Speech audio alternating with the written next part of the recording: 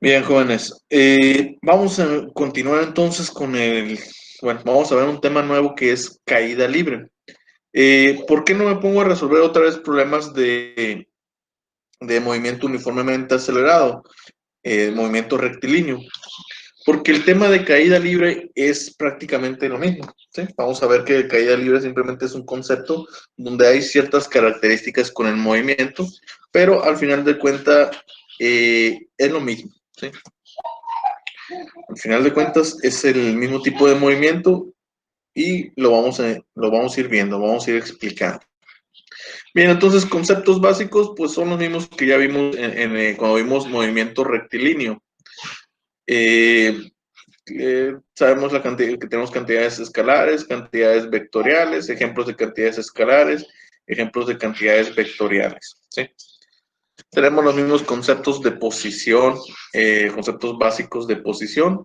Aquí lo único que podemos agregar que un objeto que está en caída libre, nosotros vemos que pues, los objetos cuando tienen masa, pues tienen peso que es producto de la masa por la gravedad. Este peso hace que los objetos, o la gravedad hace que los objetos caigan, vayan hacia el suelo, ¿sí? Y por lo tanto, nosotros la gravedad la vamos a considerar como nuestra aceleración. Este concepto viene también de la segunda ley de Newton, que establece que fuerza es igual a masa por aceleración. Si nosotros despejamos la aceleración, pues nos va a decir que es la fuerza sobre la masa. Es decir, que si yo aplico una fuerza a un objeto, si esa fuerza no es balanceada, es decir, si no hay otra fuerza que se me esté oponiendo, pues voy a producir una aceleración en el objeto, que va a estar dado por la fuerza que estoy aplicando dividido entre la masa del objeto. Eso va a producir una aceleración. Eso ya lo había explicado en las clases pasadas, en los videos pasados, cuando vimos el concepto de aceleración, ¿no? Sabemos que la aceleración, o bueno, la gravedad en el sistema internacional son 9.81 metros sobre segundos al cuadrado y en el sistema internacional, en el sistema inglés, perdón, es 32.18 o 32.2 pies sobre segundos al cuadrado. Para nosotros, la gravedad es una aceleración, ¿sí? Un objeto que está en caída libre, pues la aceleración que está siendo recibido, que genera ese cambio en su posición, pues es debido a la gravedad, ¿sí? Entonces, la gravedad también es una aceleración y vemos aquí claramente que sus unidades son unidad de longitud sobre unidad de tiempo al cuadrado, que son las unidades de la aceleración, ¿sí? Entonces, la gravedad también es una aceleración, ¿no? Bien, entonces tenemos también el concepto de posición, al igual que en el movimiento rectilíneo, tenemos un objeto que su posición inicial está aquí, lo están sosteniendo, su velocidad inicial aquí en este caso sería 0 porque el objeto está en reposo. Si lo sueltan, pues vemos que la posición va cambiando, llega un punto en que toca aquí en el suelo, ¿sí? En ese punto donde toca, pues vemos que va a haber una velocidad, porque el objeto va aumentando, va cayendo, perdón, y va a tener una velocidad, ¿sí? Entonces, aquí en caída libre lo importante, o lo que entiendan, es que dependiendo si el objeto va hacia abajo o va hacia arriba, vamos a tener ciertas condiciones en cuanto a velocidad inicial y velocidad final. Las ecuaciones que utilizamos nosotros en caída libre son las mismas en movimiento rectilíneo y ahorita lo vamos a ver, son las mismas ecuaciones donde tenemos una velocidad inicial, una velocidad final, la aceleración ya sabemos que directamente es la gravedad. Si nosotros el objeto está aquí y lo soltamos, el objeto está en reposo, entonces la velocidad inicial se argumenta que es 0 y va a tener una velocidad final, ¿sí? Que va a ser el producto de esa aceleración eh, que está experimentando ese objeto. ¿De acuerdo? Va a haber un cambio de posición, va a haber un desplazamiento, solamente que es sobre el eje Y además de eso, también va a haber un tiempo, porque este desplazamiento ocurre en un cierto marco de referencia de tiempo, es decir, la pelota cayó y tocó el suelo después de 3 segundos. Bueno, pues podemos ver que la gravedad afectó ese objeto durante 3 segundos. También tenemos un marco de referencia, el datum. Como habíamos explicado, un datum es un marco de referencia para nuestro sistema coordenado, donde nosotros pues establecemos que un punto es el que se considera como origen y las posiciones son respecto a ese punto. En este caso, en la imagen, el marco de referencia es aquí, de tal manera que un desplazamiento o un movimiento de un objeto que vaya en dirección hacia arriba, es decir, que si yo lanzo un objeto hacia arriba, pues estamos viendo que la velocidad es positiva y la posición pues va cambiando hacia arriba de manera positiva. Si yo tomo como mi marco de referencia este punto de aquí, pues veo que un objeto que va hacia abajo va a tener una velocidad negativa, ¿sí? Porque se está moviendo hacia el lado negativo de las y la posición o el desplazamiento que está sufriendo, pues es respecto a este marco de referencia, ¿sí? Este sería el dato.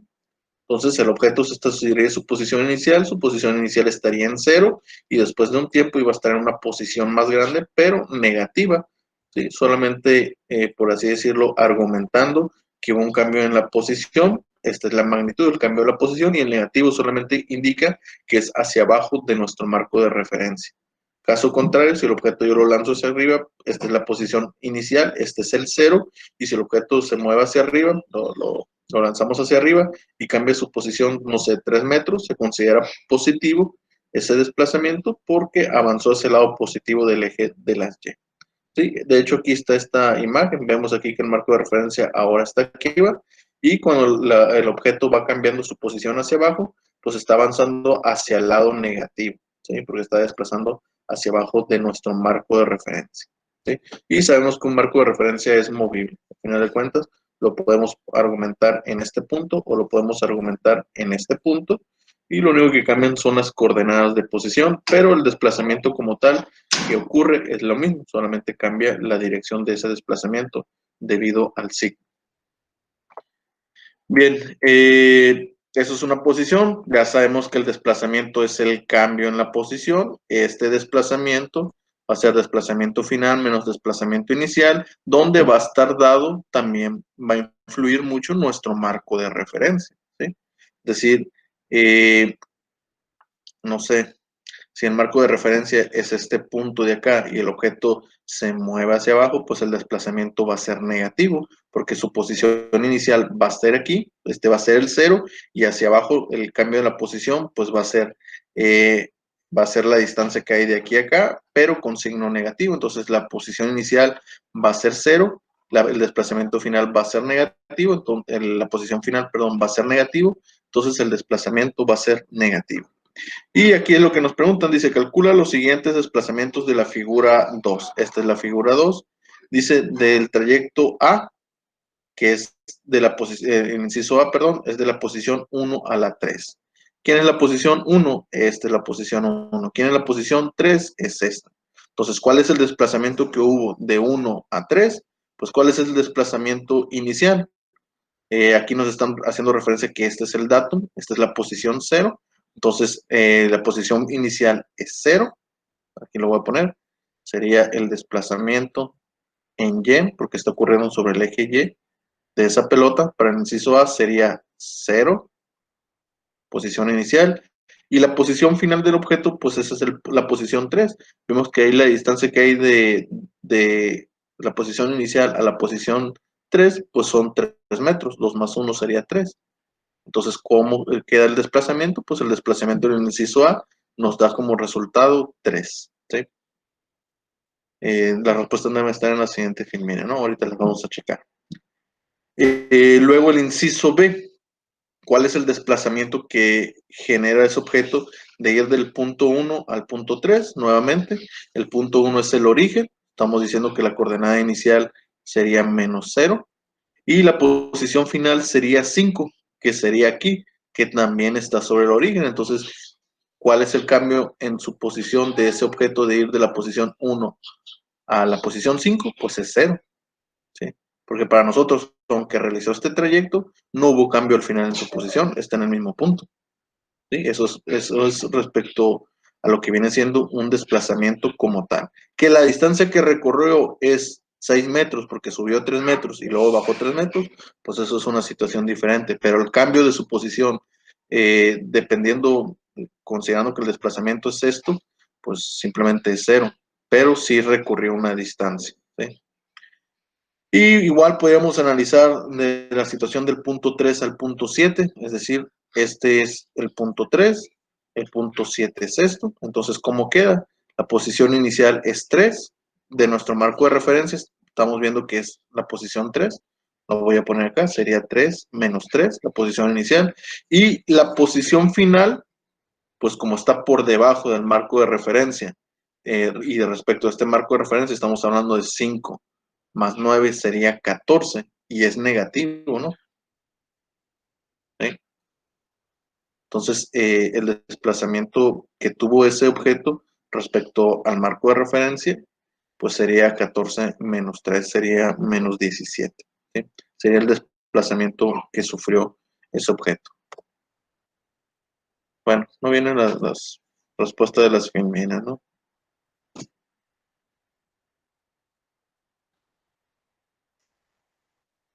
Bueno.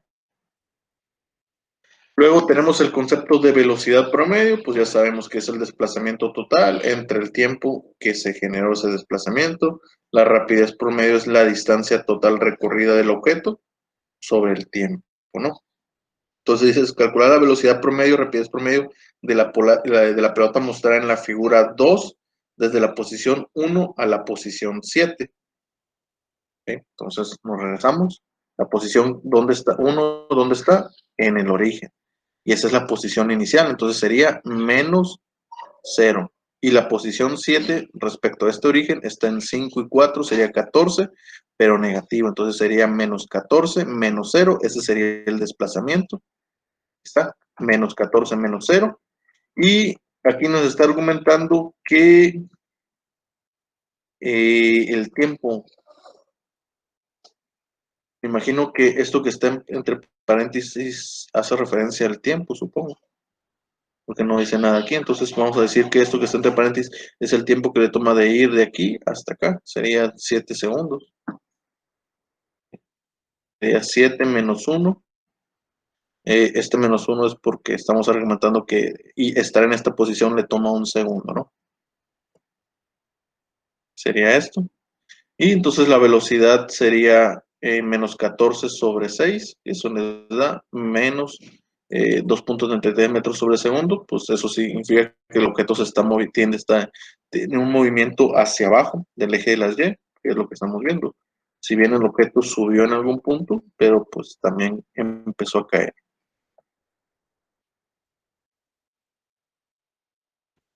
Eh, Y la rapidez promedio de esa misma situación, pues vamos a ver, la rapidez promedio es la distancia total recorrida y aquí no hay signos negativos ni positivos. ¿Cuál es la distancia recorrida de ir de la posición 1 a la posición 7? Pues vemos que el objeto subió al principio 3 metros, luego volvió a bajar a esos 3 metros, entonces ya lleva un recorrido de 6, más 5 sería 11, más 9 sería 20 metros, es la distancia que recorre el objeto de hacer este movimiento hacia acá abajo, serían 20 metros. Entonces la distancia recorrida sería 3 más 17, serían 20 metros, es decir, los 3 de hacia arriba y los 17 hacia abajo serían 20. Y el tiempo que le toma eso, pues son 7 menos 1, es decir, 6 segundos. Eso significa que la rapidez promedio con lo que hizo ese cambio, esa trayectoria, ese objeto, pues le tomó 3.33 metros sobre segundo, ¿no? Estos conceptos de rapidez promedio y velocidad ya los conocemos, ¿no? La rapidez promedio siempre va a ser positiva porque es la distancia que recorrió el objeto, independientemente si va hacia el lado negativo o positivo de un eje, no importa, simplemente es la distancia que recorrió en su trayecto sobre el tiempo total que le tomó recorrer ese trayecto. Mientras que la velocidad es el cambio en la posición, respetando que esa posición puede ser negativa o puede ser positiva, divididas sobre el tiempo que le toma recorrer ese trayecto, ¿no? Bien. Tenemos el concepto de velocidad instantánea y rapidez instantánea. Ya sabemos que esto de aquí, pues simplemente es la velocidad que lleva un objeto en algún punto en particular. Aquí este objeto puede llevar una velocidad, en esta parte va a llevar una velocidad diferente y acá también va a llevar una velocidad diferente. Simplemente es la velocidad en cualquier punto de un objeto en una trayectoria. ¿Sí? Ya sabemos eso. Dice, en la tabla se muestra la rapidez del móvil, pues la pelota esa, en cada segundo, asumiendo que las posiciones de la pelota corresponden a los segundos de la trayectoria recorrida. por la pelota, calcule lo siguiente: la velocidad promedio y la rapidez promedio de la pelota en t, 2 segundos, y en t, 6 segundos. Es decir, aquí la velocidad promedio en t, 2 segundos, y en 6 segundos, ¿sí? Pues, ¿qué es lo que tenemos que hacer? Pues simplemente la velocidad promedio. Niñas, guarden un poco de silencio, por favor. Perdón, me distraje un rato. El inciso B y el inciso A también, no, es de otros puntos. ¿Sí? Entonces, recordemos que la velocidad instantánea. La velocidad instantánea es en cualquier punto. Entonces, en este punto, en el punto de 2 segundos, me imagino que es este. ¿Sí? ¿Cuál es la velocidad que lleva ahí? Pues simplemente es esta de aquí. La velocidad, bueno, la velocidad promedio sería la velocidad que lleva entre el tiempo que le toma, sería 10 entre 2, sería 5. ¿Sí? Lo mismo para este punto, sería 30 sobre 6. Tampoco tienen respuestas aquí. Pero son los mismos conceptos que ya hemos visto en los videos anteriores de movimiento rectilíneo, lo que es velocidad instantánea y lo que es rapidez instantánea, ¿no? Simplemente al ser instantáneo es en el punto donde se está analizando. En este punto, qué velocidad lleva el objeto o qué rapidez lleva el objeto en ese punto, ¿no? Y luego tenemos el concepto de aceleración. Aquí en caída libre es donde les explico y ahorita les comentaba que la aceleración pues va a ser simplemente la gravedad. ¿Sí? Dice, ¿cómo afecta la aceleración en el movimiento de cuerpos en caída libre? Muy bien. Si el objeto va cayendo, la aceleración o la gravedad es positiva. ¿Sí? Eh, Aquí dice, en el caso A, se observa que la pelota se lanza hacia arriba, ¿ok? Si la pelota va hacia arriba, es lo que les quería decir también, si la pelota va hacia arriba, la gravedad es negativa, es una desaceleración, porque va disminuyendo su velocidad. Y aquí está. En el caso A se observa que la pelota se lanza hacia arriba y la aceleración es opuesta a la velocidad, por lo que se espera que la velocidad instantánea de la pelota disminuya con el tiempo. Por lo tanto, los desplazamientos Y de la pelota cada vez serán más pequeños, hasta llegar a un punto en que se hace cero. Es decir, tú lanzas un objeto hacia arriba, la gravedad es una aceleración que va hacia abajo, entonces va a desacelerar ese objeto, es decir, le va a reducir su velocidad y va a llegar a un punto en que se va a detener por completo y su velocidad va a ser cero. Y a partir de ese punto, el objeto empieza a caer. Cuando el objeto empieza a caer, la gravedad entonces se vuelve positiva porque el objeto empieza a aumentar su velocidad hasta que llega a un punto en que toque con el suelo, ¿no? Que es el caso B. Cuando tenemos un objeto que está cayendo, nosotros sabemos que esa aceleración va a ser positiva, por lo tanto, la velocidad del objeto se va a ir incrementando. Bien, en la figura 3 se observa que la pelota sube y baja con aceleración constante, mientras que en la figura 4 se observa que la magnitud de la velocidad de la pelota disminuye al subir hasta llegar a un punto más alto de su trayectoria, donde su velocidad instantánea es de cero. ¿Sí? Eh, bueno, básicamente ustedes lo que expliqué ahorita, lanzan un objeto hacia arriba, lo lanzan con una cierta velocidad, llega a un punto en que el objeto se detiene y la velocidad en ese instante, en ese punto, simplemente vale cero, ¿sí? Porque el objeto se detiene por completo y a partir de ahí el objeto empieza a caer, la aceleración se vuelve positiva, por lo que va aumentando su velocidad. Aquí cosa peculiar también que pasa. Si yo aquí lanzo este objeto con una velocidad de, no sé, 7 metros sobre segundo, el objeto sube, llega a un punto en que se detiene y vuelve a caer. La velocidad con la que cae y llega y coincide en el punto de salida significa que la velocidad que logra en este punto es nuevamente 7 metros sobre segundo. ¿Sí?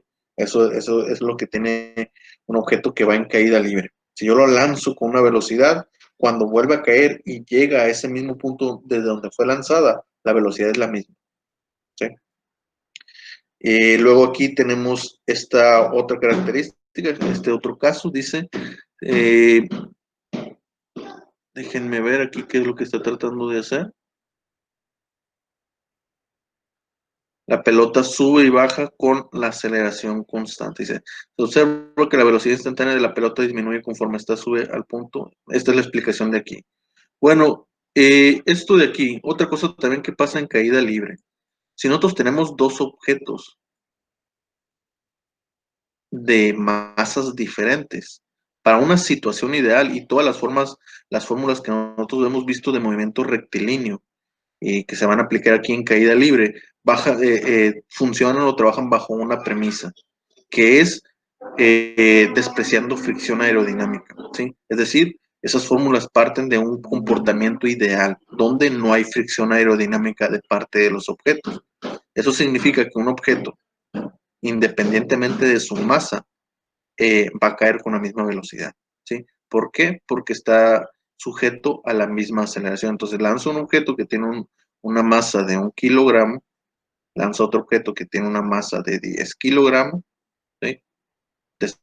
Los dos los suelto desde el reposo, pasado 3 segundos, ambos se van a mover con la misma velocidad y van a tocar el suelo con la misma velocidad. ¿Sí? Y al mismo tiempo, ojo, también al mismo tiempo. Eso en condiciones ideales, despreciando la fricción aerodinámica, ¿sí? Porque el modelo matemático de donde salen esas ecuaciones, que ya las desarrollé en la clase pasada, son condiciones iniciales donde nunca, en ningún momento en la ecuación, se consideró lo que viene siendo la fricción aerodinámica, ¿sí? Es decir, nosotros tenemos una ecuación de este tipo. Decíamos que la aceleración es igual a la derivada de la velocidad respecto al tiempo, ¿sí? Tenemos eso. Nosotros planteamos que la aceleración es igual a fuerza sobre masa, ¿sí?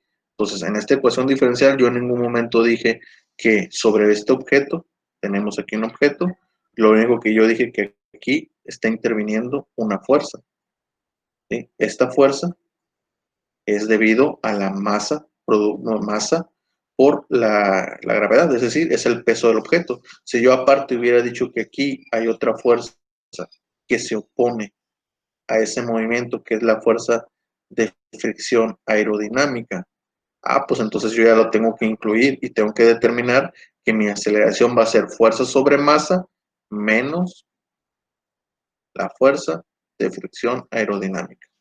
Cualquier valor que tenga o cualquier función que sea esta fuerza aerodinámica, que va a depender de la forma del objeto y del volumen del objeto. Todo eso de la fricción aerodinámica depende de eso, del volumen del objeto o de la forma del objeto en sí como tal.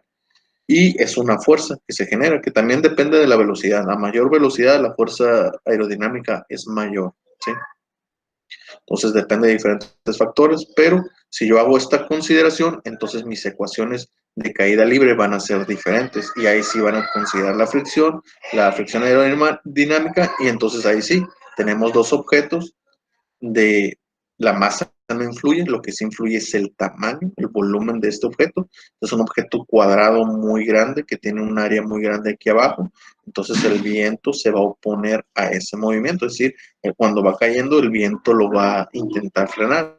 En cambio, esta pelota es muy pequeña, es muy aerodinámica, el viento no la va a frenar casi, ¿sí? Entonces ya ahí en un movimiento, en algo real, ¿sí? Un ejemplo, una situación real, pues esta caja cae más rápido que esta, perdón, la pelota esta cae más rápido que la caja. ¿Por qué? Porque esta tiene más fricción aerodinámica. Esa fricción aerodinámica hace que esta caja, la aceleración sea menor, o la velocidad con la que o cómo cambie su velocidad sea menor que este objeto, ¿sí? Entonces, estas ecuaciones de movimiento rectilíneo parten de la premisa de que estamos despreciando fricción aerodinámica. Es decir, todo esto es en condiciones ideales o en el vacío.